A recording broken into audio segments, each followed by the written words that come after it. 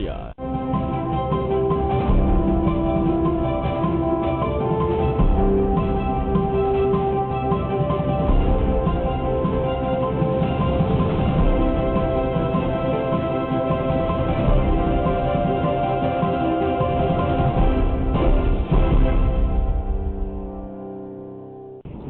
Halo, selamat pagi saudara, apa kabar Anda di pagi hari ini? Senang sekali kami kembali lagi hadir menyapa Anda dalam Sapa Sulsel. Saya Indra Bakti akan menemani Anda kurang lebih setengah jam ke depan. Dan kali ini kita akan membicarakan terkait dengan inovasi yang dilakukan oleh beberapa orang wanita. Ini dari 4 orang wanita ya, yang kemudian berinovasi membuat mie dari bahan sayur labu kuning. Nah, ini bahkan udah mengikuti sebuah kegiatan penelitian atau lomba kegiatan penelitian yang ada di Korea dan mendapatkan penghargaan di sana ya. Mereka adalah mahasiswa dari Universitas Islam Negeri Makassar, UIN Alauddin. Langsung saja kita perkenalkan satu persatu. Ada Nurreski Rutami. Halo, apa kabar? Alhamdulillah baik. Terima kasih sudah hadir. Kemudian ada Fitril Imani.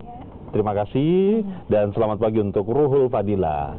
Apa kabar? Oke, terima kasih sudah hadir di Kompas TV Makassar. Waduh, ini kalian mendapatkan penghargaan di sebuah ajang di Korea ya, Korea Selatan ya. Oke, itu kegiatan apa namanya itu? Jadi kegiatan di Korea itu namanya Seoul International Invention Fair 2019 atau SIF. Jadi ini merupakan salah satu ajang inovasi di mana semua para peneliti di berbagai negara bisa memamerkan ide-idenya dan inovasinya.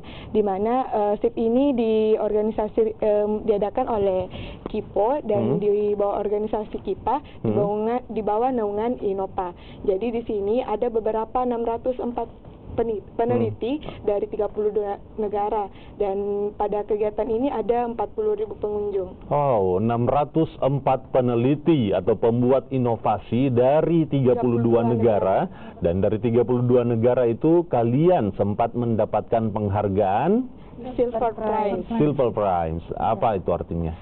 Jadi kalau Silver Prize itu kalau misalnya di Indonesia itu kalau rentang itu juaranya juara 1, juara 2, juara 3. Tapi kalau di lomba ini kami itu penghargaannya itu ada Bronze Prize, Silver Prize dan Gold Prize. Jadi kalau diibaratkan kami itu mendapatkan Silver Prize itu di Indonesia itu kami mendapatkan juara 2. Juara 2. Jadi untuk seluruh peserta dari 32 negara itu. Jadi di kegiatan kami ini dia ada beberapa kategori. Oh, kategori ya. Masuk di kategori apa? Di New Practical and Other Products. Itu artinya apa? Dia itu membuat produk terbaru dan praktiknya itu dalam baru juga praktiknya misalnya dalam mengatasi berbagai penyakit bisa juga yang dengan. Oke, baik. Wow, menarik ya. Mereka bersaing dengan 32 negara dan 602 peneliti atau pembuat inovasi begitu ya. Kemudian mereka bisa mendapatkan penghargaan dan di peringkat kedua begitu ya di sebuah kategori. Luar biasa. Mungkin Fitril bisa menjelaskan inovasi apa yang kalian usung yang kemudian membawa kalian menjadi juara 2? Jadi mengenai inovasi kami, kebetulan kami membuat sebuah produk instan makanan dari labu. Jadi labu kuning kami membuat mengolahnya menjadi sebuah mie yang instan, sehingga kan zaman sekarang itu orang sukanya yang instan-instan, apalagi serba instan, tapi kita ketahui bahwa yang instan itu tidak sehat. Makanya kami sebagai mahasiswa melakukan sebuah inovasi yang mana membuat mengolah labu kuning tersebut menjadi suatu makanan yang instan tapi sehat untuk dikonsumsi.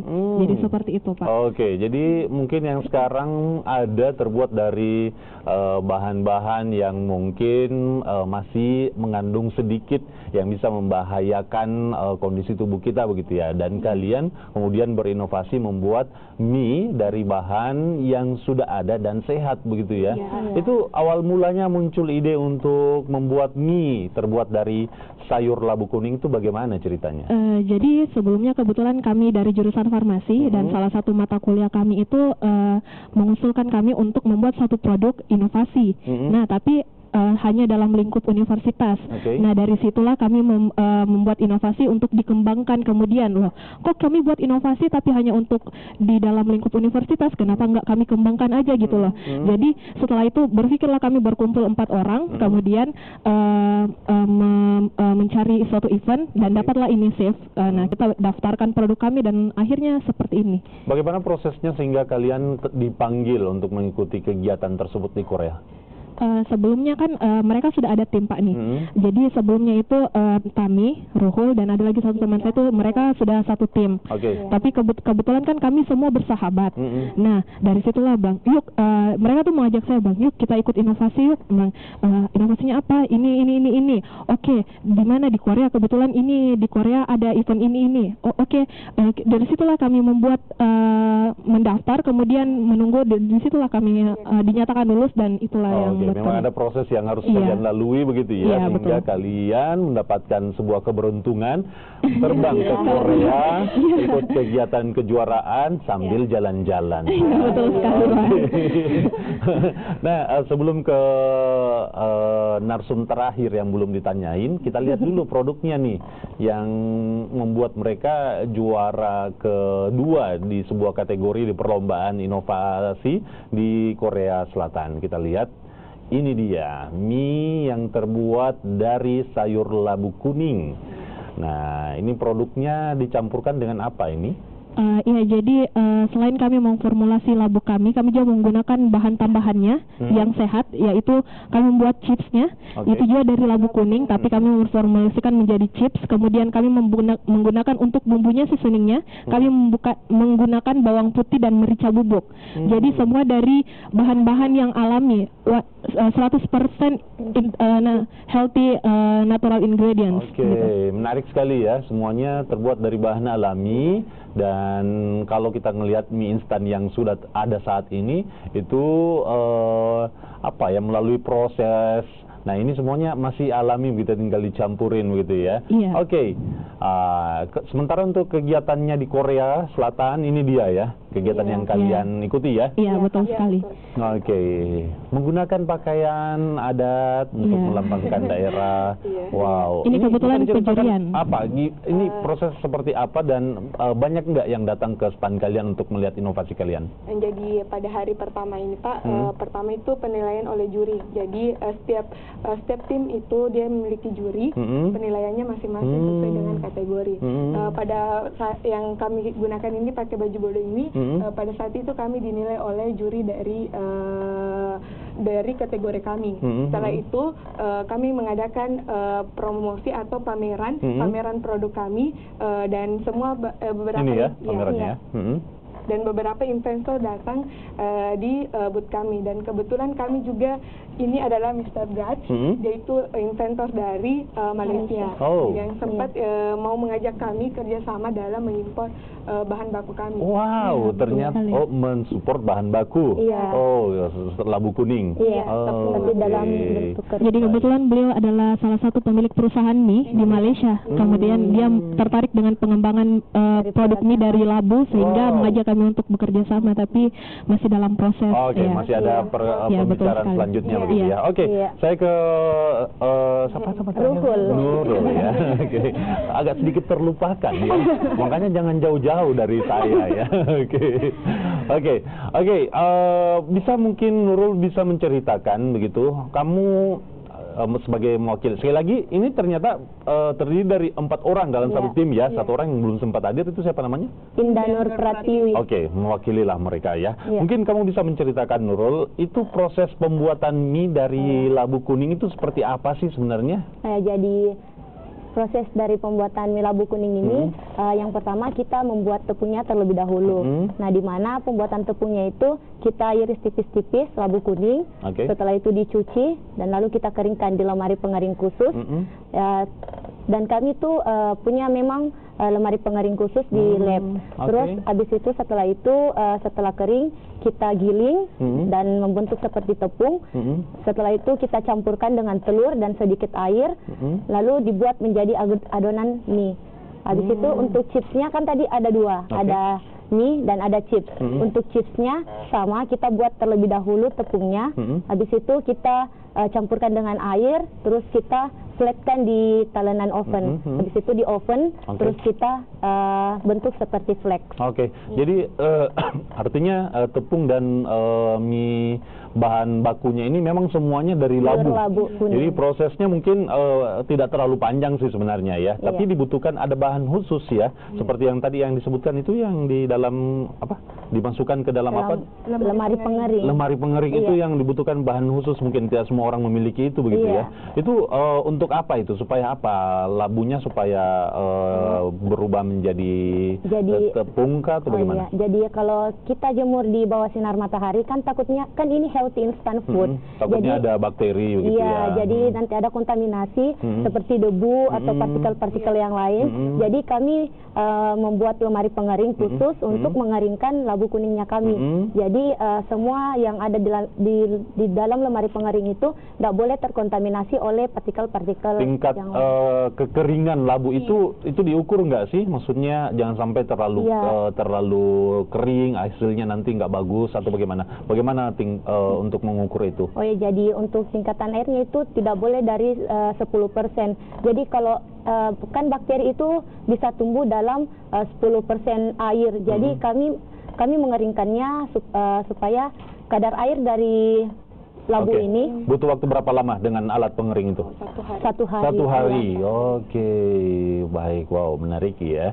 Kemudian tadi bahan ininya juga untuk bumbu-bumbunya juga itu dari bahan alami juga begitu ya. Wow, menarik sekali ya. Setelah jeda berikut ini kami masih akan mengulik lebih dalam lagi tentang inovasi yang dibuat oleh 4 orang mahasiswa yang membawa mereka meraih juara 2 dalam sebuah kategori perlombaan inovasi di Korea. Tetap bersama kami.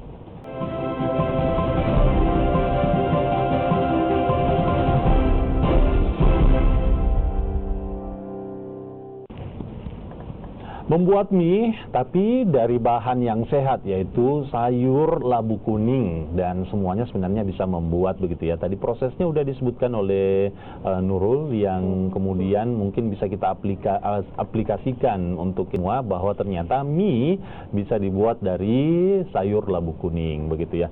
Kita kembali lagi perbincangan kita dari ketiga orang ini, satu orang yang tidak sempat hadir begitu ya. Saya mungkin ke Anda mungkin bisa menjelaskan. Kalau saya lihat, saya searching di internet, ternyata mie yang terbuat dari sayur labu kuning ini sejak lama sebenarnya sudah ada. Sudah dibuat oleh beberapa orang dan bahkan ada caranya di sana tertera. Itu bagaimana kemudian membuat, apakah kalian mempelajarinya dari yang sudah ada, ataukah murni kalian yang ciptakan begitu ya, kalau untuk kalian yang produk yang kalian buat ini?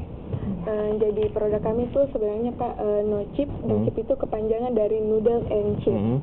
Jadi no chip kami ini dari labu dan proses pembuatannya itu kami mengikuti proses pembuatan mie pada umumnya.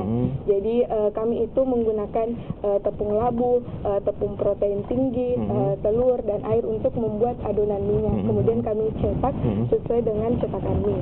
Selain sayur labu kuning, sebenarnya untuk bisa membuat tepung itu dari apa saja sih sebenarnya? Jadi untuk yang lain, proses pembuatan tepung dari berbagai bahan alam itu bisa juga dari misalnya ubi ungu, kacang hijau, bisa semua Pak. Tapi dia harus melalui proses misalnya proses pengeringan. Jadi untuk diolah jadi tepung. Nah kalian semua berasal dari satu fakultas kah? Iya, dari Fakultas Kedokteran dan Ilmu Kesehatan jurusan farmasi.